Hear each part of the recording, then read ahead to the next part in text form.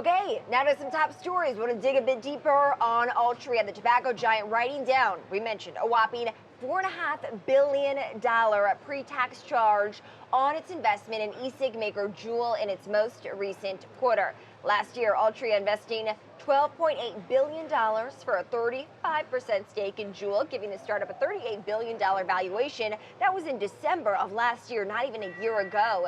Fidelity also slashing the value of its stake in Juul Labs, and Juul is being heavily criticized for its role in fueling the vaping epidemic. Just yesterday, a former Juul executive making an explosive claim in a lawsuit that the company knowingly shipped approximately 1 million contaminated nicotine pods.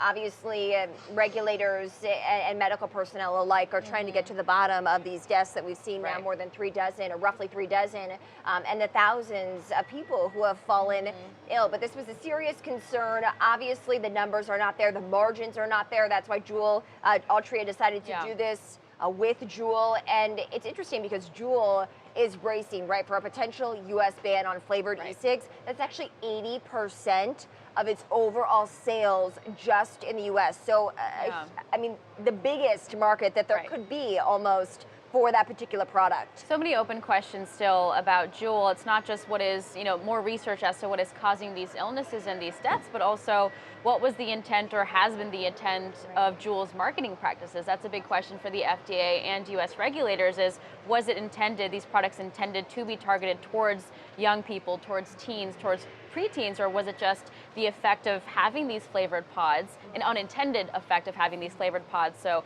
a lot of open questions for sure.